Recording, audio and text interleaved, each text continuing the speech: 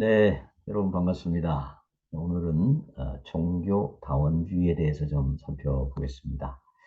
종교다원주의라고 하는 것은 모든 종교에 나름대로 구원의 진리가 있다는 것을 말하는 것이죠. 이 종교다원주의는 우리 기독교의 신앙과는 절대적으로 공존하기 어렵습니다. 왜냐하면 기독교는 기본적으로 오직 예수님을 통해서 우리의 구원의 길이 있다 이렇게 믿는 종교잖아요. 네, 그렇기 때문에 종교다원주의는 결국 기독교의 가장 심각한 적 중에 하나인데 이 종교다원주의의 주장이 기독교 안에서 많이 나오고 있다라는 게 참 심각한 문제죠. 자, 오늘 종교다원주의의 주된 주장들과 경향들 먼저 살펴보고 예수님께서는 어떻게 말씀하셨는지 이런 것들 살펴보도록 하겠습니다. 자, 종교다원주의는 교회가 선교를 할 때 전통적으로는 복음 전도에 우선순위를 두었다면 종교다원주의는 온 인류가 일치되고 또 서로 화합하고 인류 해방하는 것에 우선순위를 두는 그런 경향이 있습니다. 이 종교다원주의를 주장하는 학자들이 굉장히 많고 그들의 주장도 다양하기 때문에 이들의 주장을 간단히 정리한다는 것은 쉽지 않은 면이 있습니다. 그러나 이 주장들이 보편적으로 어떤 공통된 경향들이 있습니다. 그 경향에 나타난 것들을 우리가 좀 살펴보겠습니다. 전통적인 기독교는 인류 불행의 원인을 하나님으로부터의 분리로 상정하고 인류를 하나님께로 돌아오게 하는 전도와 그로 인한 회심을 인류 행복의 핵심으로 삼았습니다. 그러니까 결국 우리 기독교는 기본적으로 하나님께로 돌아와야 인류가 행복해진다. 이것을 기본적으로 믿고 있는 것이죠. 그런데 이 종교다원주의 관점에서는 인류가 왜 불행하냐? 모든 종교들이 서로 자신의 종교만 옳고 자신의 종교만이 배타적인 진리를 지니고 있다고 주장하면서 타 종교인을 자신의 종교로 이끌려고 하는 것이 인류를 불행하게 만드는 하나의 원인이다. 이렇게 보고 있습니다. 따라서 이제 종교다원주의 학자 가운데 존 힉이라고 하는 분이 있는데요. 이 사람은 종교들은 인류의 행복을 위해서 기여해야 된다. 이건 뭐 전통적인 관점도 마찬가지죠. 당연히 인류의 행복을 위해서 기여하죠. 그런데 이제 문제는 어떻게 인류의 행복을 위해서 기여할 것이냐의 문제에 있어서 이 사람은 근본적으로 상호 배타적인 총체보다는 도리어 오늘날 유럽이나 북미의 여러 가지 기독교 종파와 같은 관계로 발전해야 할 것이다. 이렇게 주장했습니다. 그러니까 기독교 안에 여러 종파들이 있잖아요.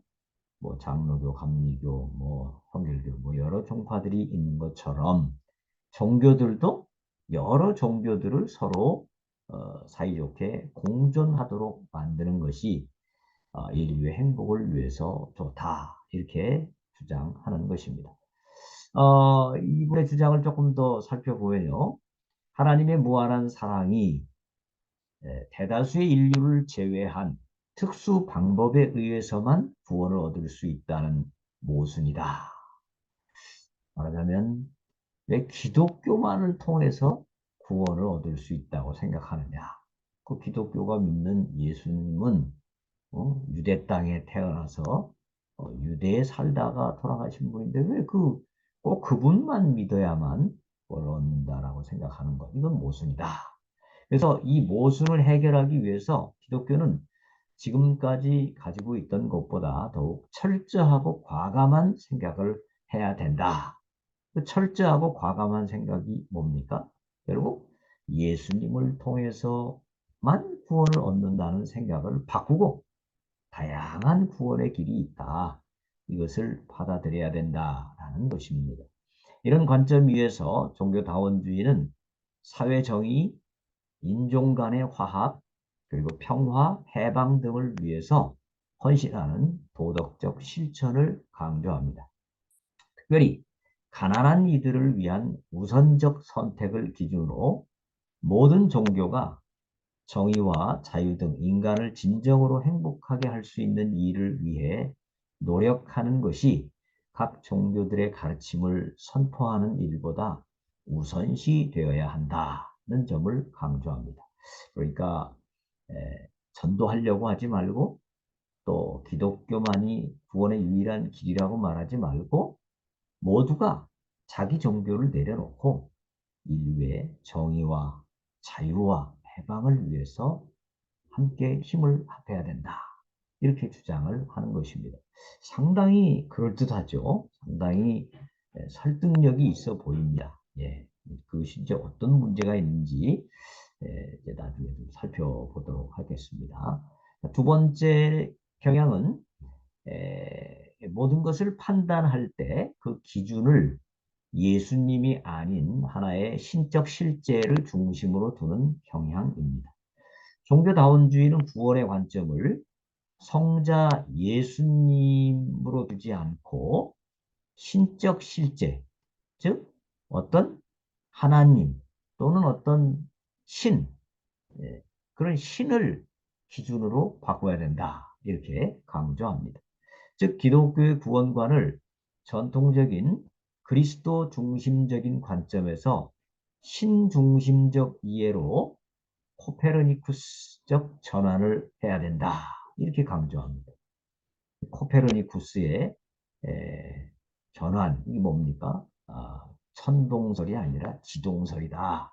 이것처럼 그리스도 중심의 기독교를 신중심으로 바꿔야 된다. 이렇게 강조하면서 우리도 각종 신앙의 중심은 그리스도나 어떤 종교가 아니고 하나님이다라는 사실을 깨쳐야 한다. 이렇게 주장을 했습니다. 그러니까 모든 종교를 바라볼 때, 또 기독교를 바라볼 때, 우리 신앙을 바라볼 때, 그리스도가 아니고 하나님 중심으로 봐야 된다. 이렇게 주장을 한 것이죠. 이러한 주장의 이론적 배경에는 하나의 신적 실제와 그 실제의 다양한 표현들이라는 관점이 있습니다. 그러니까 실제는 하나밖에 없어요. 신적 실제가 하나밖에 없는데 그 실제가 다양한 종교들을 통해서 다양하게 표현되었을 뿐이다. 라는 게 이 잔 힉이나 종교다원주의자들의 주장입니다. 각 종교 등이 형성되는 시점에 하나의 신적 실제의 계시가 영적 감수성이 탁월한 사람들에게 주어졌다는 겁니다. 그런데 그 계시는 자연스럽게 시간과 공간과 역사와 문화, 언어, 기후 등에 의해서 영향을 받기 때문에 계시자, 즉 신적 실제는 한 분이지만 그 계시가 문화적 상황에 따라서 다 다르게 나타났다라는 것입니다. 따라서 종교들 간의 차이는 진리와 거짓의 문제가 아니고 이것은 진리에 대한 다른 인식의 문제다. 이렇게 주장을 합니다. 그러니까 진리는 하나밖에 없기 때문에 모든 종교가 다 나름대로 진리의 어떤 면들을 보여주고 있는 것이기 때문에 인식이 다를 뿐이지 그것이 진리다, 거짓이다 이렇게 말할 수 없다라는 것입니다. 즉 모든 종교는 하나의 진리이신 신 또는 신적 실제가 각기 다른 문화적인 배경을 따라서 다르게 표현된 현상에 불과하다. 이렇게 주장을 합니다. 이런 점에서 힉은 예수 그리스도의 유일회성 역시 하나님이 제시한 다양한 구원 중개 방법들 중에 하나다. 예수님도 방법이고 또 다른 방법들도 있다. 이런 그 신중심적 태도는 하나님이 각기 개별 종교 전통 안에 사는 이들에게 각기 다양한 방법으로 자신을 계시하고 현면한다 이렇게 봅니다. 네.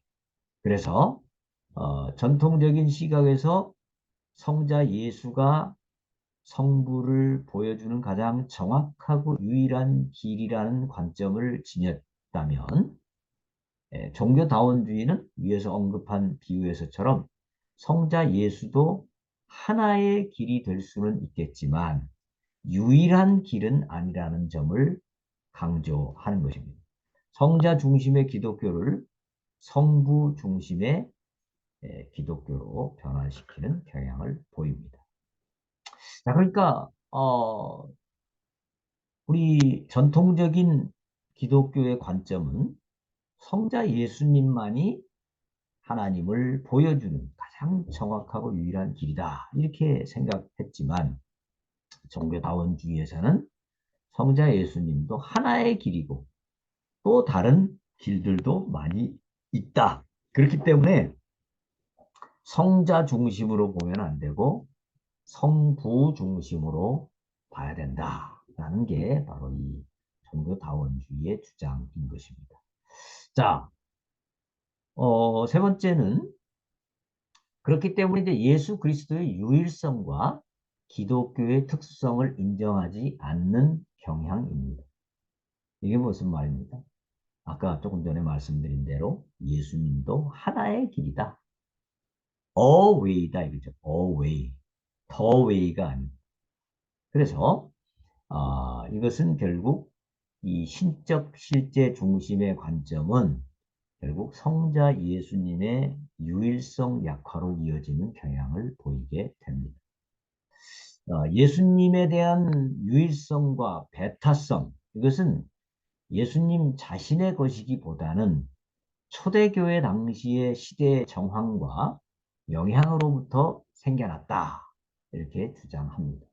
그러니까 예수님이 자신이 진짜 유일하고 배타적인 구원자라고 말씀했다기보다는 초대교회가 당시 상황의 필요에 따라서 예수님을 그렇게 유일한 구세주, 배타적인 구세주로 그렇게 만들었다라는 것입니다.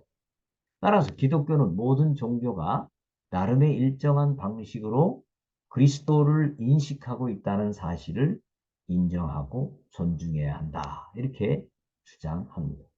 그러니까 기독교도 예수님을 유일한 구세주로 만들었듯이 다른 종교도 자기들이 생각하는 다양한 구원의 길, 또 구원의 중재자를 가지고 있다는 것을 인정하고 서로 공존해야 된다라는 것이죠. 자, 그리스도는 기독교에만 존재하는 것이 아니라 타 종교에도 나타나며 이 관점에 의하면 죄송합니다. 예수는 그리스도일 수 있지만 역으로 그리스도가 반드시 예수만을 가리키는 것은 아니다. 이런 그 분리된 기독론을 강조합니다. 그래서 보편적 그리스도와 역사적 예수는 분리가 가능하다. 이렇게 주장을 합니다. 그러니까 보편적 그리스도, 즉 구원자, 구원자는 역사적 예수도 구원자고 그러나 구원자가 역사적 예수에게만 나타났다라고 보는 것은 곤란하다라는 게 이 종교 자원주의자들의 주장입니다. 즉 그리스도는 예수 한 사람에게 역사적으로 고정되어 있는 것이 아니라 예수님 이외에도 여러 종교가 주장하고 있는 역사적 인물들이 그리스도가 될 수 있다. 이렇게 주장하는 것입니다. 그러니까 뭐 마호메도 그리스도가 될 수 있고 석가도 그리스도가 될 수 있고 뭐 힌두교에 있는 여러 신들도 다 그리스도가 될 수 있다. 뭐 이런 주장이죠.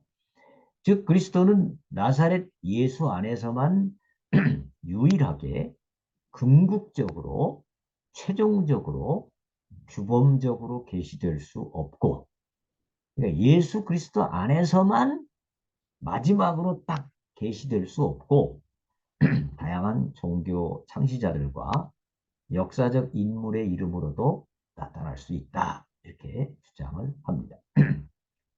이와 같이 예수님이 유일한 그리스도라는 점이 부인되면서 예수님에 대한 절대적인 신앙 위에 세워진 기독교는 그 독특성을 주장할 수 없게 되는 것이죠. 기독교만이 독특한 구원을 전하는 종교가 아니라 모든 종교가 나름대로의 그리스도를 지니면서 나름대로의 구원을 전하는 종교가 되는 것이고, 기독교도 이 많은 종교들 중에 하나로 상대화되게 됩니다. 결국 이 종교다원주의의 주장을 받아들이게 되면 결국 기독교는 더 이상 설 자리가 없어지게 되는 것이죠. 그래서 이게 우리 몸속에 암이 자라면 그 암이 우리 몸속에 있지만 동시에 우리 몸을 파괴하는 것처럼, 죽음으로 이르게 만드는 것처럼, 이 종교다원주의적 관점은 결국 기독교를 죽음으로 이르게 할 수 있는 아주 위험한 관점이다, 이렇게 보겠습니다. 자, 이 뉴비긴이라고 하는 분이 종교다원주의라는 게 결국 어떤 것이냐에 대해서 아주 쉽게 정리를 해놨습니다. 뉴비긴의 책 종결자 그리스도라는 책에 보면 이런 내용이 나와 있는데요. 종교다원주의는 이렇게 주장한다는 겁니다. 기독교는 전적으로 독특한 종교가 아니라 인간의 여러 종교 계열 중 하나입니다. 기독교만 구원이 있는 게 아니고 다양한 종교들 중에 하나일 뿐이다. 이 여러 종교들 중 기독교가 최고의 우위와 최종적인 위치에 있다고 주장할 수 있을지라도, 기독교의 주장이죠, 이거는. 힌두교도 불교도 무슬림의 관점에서 역시 동일하게 그들의 믿음이 최종적인 것이라고 주장할 수 있다는 것을 단번에 알 수 있습니다. 이렇게 종교다원주의자들이 주장한다는 것입니다. 결국 이 종교다원주의의 주장은 한마디로 기독교만이 독특한 종교가 아니다. 예수님만이 유일한 구원의 길이 아니다. 구원의 길은 다양하게 존재한다라는 것이 이 다원주의자들의 주장이다라고 볼 수 있겠습니다. 자, 그렇다면 이제 이것이 어떤 문제점을 가지고 있는지, 과연 성경적으로는 지지받을 수 있는 관점인지 좀 더 살펴보도록 하겠습니다. 일단 여기까지 하도록 하겠습니다. 수고하셨습니다.